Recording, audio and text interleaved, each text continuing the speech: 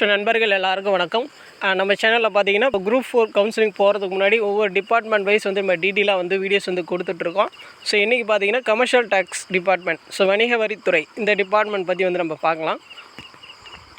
So பொதுவாக வந்து இந்த டிபார்ட்மெண்ட்டுக்கு வந்து நிறைய காம்படிஷன் இருக்குமா அப்படின்னு கேட்டிங்கன்னா கண்டிப்பாக வந்து இருக்கும். இப்போ பார்த்தீங்கன்னா டாப் லிஸ்ட்டில் இருக்க டிபார்ட்மெண்ட்டில் வந்து கமர்ஷியல் டேக்ஸ் டிபார்ட்மெண்ட்டும் வந்து ஒன்று.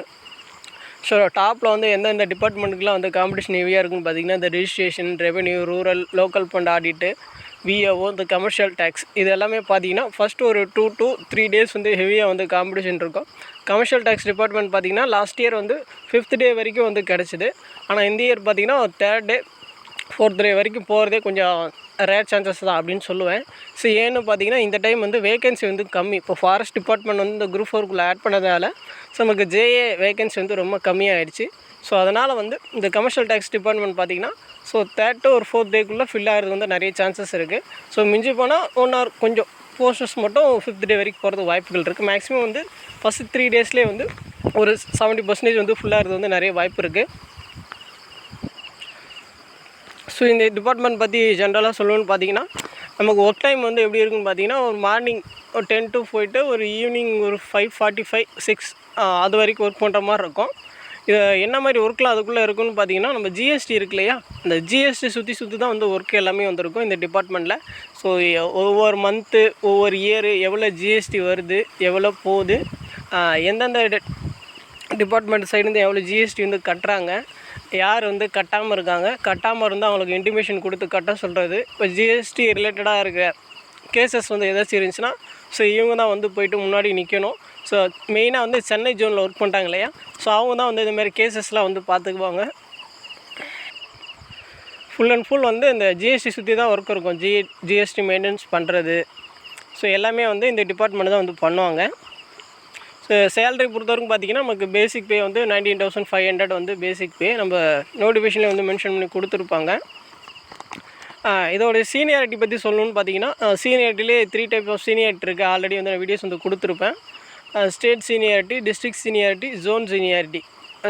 இருக்கிற டிபார்ட்மெண்ட்லேயே பார்த்திங்கன்னா இந்த கமர்ஷியல் டேக்ஸுக்கு மட்டும்தான் வந்து ஜோன் சீனியாரிட்டி இருக்குது. மற்றதுக்கு எல்லாமே பார்த்திங்கன்னா ஸ்டேட் அண்ட் டிஸ்ட்ரிக்ட் சீனியாரிட்டி மட்டும் தான் இருக்குது. ஜோன் சீனியாரிட்டினா என்னென்னு பார்த்தீங்கன்னா இப்போ ஒரு ஜோனுக்குள்ளே பார்த்திங்கன்னா ஒரு 4 டிஸ்ட்ரிக்ட் 5 டிஸ்ட்ரிக்ட் இருக்கும். அந்த ஜோனுக்குள்ளே தான் வந்து நம்ம ஒர்க் பண்ணுற மாதிரி இருக்கும். ட்ரான்ஸ்ஃபர் வாங்கினாலும் சரி அதுக்குள்ளே தான் வந்து நம்ம ட்ரான்ஸ்ஃபர் வாங்குற மாதிரி இருக்கும். நமக்கு பார்த்திங்கன்னா ஓன் டிஸ்ட்ரிக்டில் ஒர்க் பண்ணுறதுக்கு வந்து ஒரு நல்ல சான்ஸாக இருக்கும் இந்த டிபார்ட்மெண்ட்டு. ஸோ உமன்ஸுக்கெலாம் பார்த்திங்கன்னா இந்த டிபார்ட்மெண்ட் வந்து கரெக்டாக இருக்கும். ஏன்னு பார்த்திங்கன்னா இப்போ ஜோன் வைஸ் எக்ஸாம்பிள் எப்படி சொல்லணும்னா இப்போது சேலம் ஜோன்னு வச்சுக்கோங்களேன். இப்போ சேலம் ஜோனில் பார்த்திங்கன்னா சேலம், நாமக்கல், தருமபுரி ஸோ இந்த டிஸ்ட்ரிக் எல்லாமே வரும்.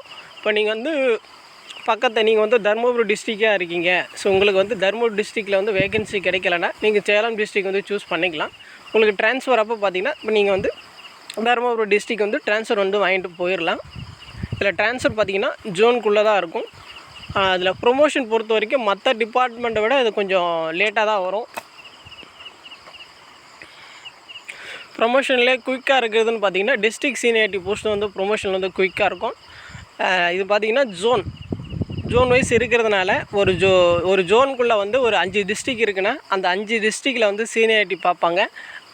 அந்த சீனியாரிட்டி ஆர்டில் தான் வந்து உங்களுக்கு ப்ரொமோஷன் வந்து கொடுப்பாங்க. இப்போ டிஸ்ட்ரிக்ட் சீனியாரிட்டினா அந்த ஒரு டிஸ்ட்ரிக் மட்டும் தான் பார்ப்பாங்க. இப்போ ஜோன் சீனியாரிட்டினா அந்த ஜோனுக்குள்ளே 5 டிஸ்ட்ரிக் இருக்குன்னா அந்த 5 டிஸ்ட்ரிக்ட்லேயும் பார்ப்பாங்க.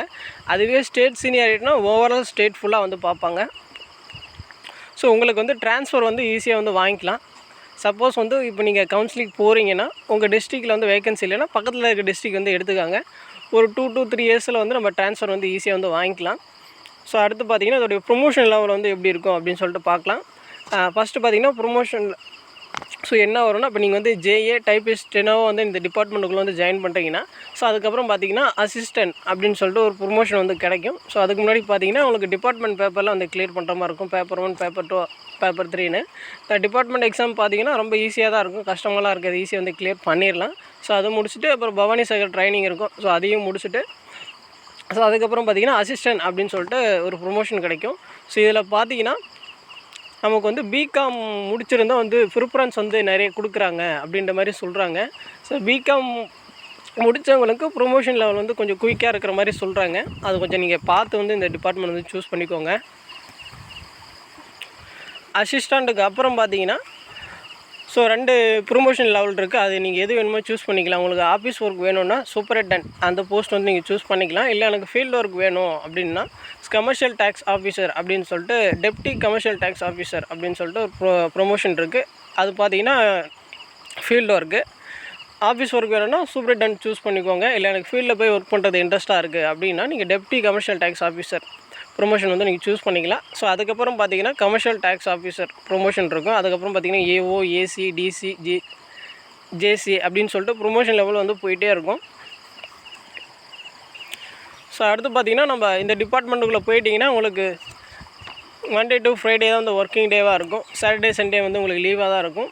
எப்போயாவது ரேர் சான்சஸில் வந்து சாட்டர்டே வந்து கூப்பிடுவாங்க, ஒரு ஹாஃப் டே, ஒரு எப்படி சொல்கிறோம் மந்த்லி ஒரு சாட்டர்டே வந்து நம்ம ஒர்க் பண்ணுற மாதிரி ஒர்க் இருக்கும். ஸோ இந்த டிபார்ட்மெண்ட்டில் இருந்துட்டு நம்ம வந்து நெக்ஸ்ட் எக்ஸாம்ஸ்க்கு வந்து ப்ரிப்பேர் பண்ணலாமா அப்படின்னு கேட்டிங்கன்னா கண்டிப்பாக வந்து தாராளமாக பண்ணலாம். நமக்கு பார்த்தீங்கன்னா சாட்டர்டே சண்டே லீவாக தான் இருக்கும். நம்ம வந்து தாராளமாக வந்து எக்ஸாம்ஸ் வந்து ப்ரிப்பேர் பண்ணலாம். ஸோ இதில் வந்து நீங்கள் ஃபஸ்ட்டு ஜேவாக நீங்கள் ஜாயின் பண்ணிட்டீங்கன்னா உங்களுக்கு ஆஃபீஸ் ஒர்க் தான் இருக்கும். ஸோ நீங்கள் அந்த ஆஃபீஸ் ஒர்க்கில் இருந்து கொஞ்சம் ஃபீல்டு ஒர்க் லெவலுக்கு நீங்கள் வந்துட்டிங்கன்னா அதுக்கப்புறம் வந்து நீங்கள் கொஞ்சம் ஃப்ரீயாகிடுவீங்க. ஸோ அதுக்கப்புறம் பார்த்தீங்கன்னா டைப்பிஸ்ட் வந்து இந்த துறையை வந்து எடுக்கலாமா அப்படின்னு கேட்டிங்கன்னா கண்டிப்பாக வந்து டைப்பிஸ்ட்டுக்கு வந்து இந்த டிபார்ட்மெண்ட்டில் வந்து ஒர்க் கொஞ்சம் அதிகமாக தான் இருக்கும். உங்களுக்கு டைப்பிங் ஒர்க்கே நிறையா இருக்கும். ஏன்னா வந்து ஸோ எந்தெந்த டிபார்ட்மெண்ட்லேருந்து எவ்வளோ ஜிஎஸ்டி வருது போகுது, எது வராமல் இருக்குது அப்படின்னு சொல்லிட்டு சுற்றி ஜிஎஸ்டி டீட்டெயில்ஸ் வந்து ஃபுல் அண்ட் ஃபுல் வந்து அக்கௌண்ட்ஸ் மெயின்டைன் பண்ணுறது. ஸோ அதை மாதிரி வந்து நிறைய ஒர்க்கு இருக்கும். நீங்கள் தான் வந்து டைப்பிஸ்ட்டாக இருந்தீங்கன்னா உங்கள் கையில் தான் வந்து எல்லாமே வந்து கொடுப்பாங்க. அதனால் வந்து டைப்பிஸ்ட் பொறுத்த வரைக்கும் இது கொஞ்சம் வெயிட்டான டிபார்ட்மெண்ட் தான். நீங்கள் கொஞ்சம் பார்த்து சூஸ் பண்ணிக்கோங்க. ஆனால் ப்ரொமோஷன் லெவல் பொறுத்த வரைக்கும் ஓகே. நீங்கள் டைப்பிஸ்ட்டாக இருந்தீங்கன்னா கொஞ்சம் பார்த்து சூஸ் பண்ணிக்கோங்க. உங்களுக்கு வேறு ஏதாச்சும் டவுட் இருந்துச்சுன்னா நீங்கள் வந்து கமெண்ட்ஸ் பண்ணுங்கள், நம்ம வந்து ரெஸ்பான்ஸ் பண்ணுவோம். ஸோ இப்போ தான் வந்து நம்ம சேனல் ஃபஸ்ட் டைம் பார்க்குறீங்கன்னா கொஞ்சம் சப்ஸ்கிரைப் பண்ணுங்கள், சப்போர்ட் பண்ணுங்கள், ஃப்ரெண்ட்ஸ்க்கு வந்து ஷேர் பண்ணுங்கள். தேங்க்யூ.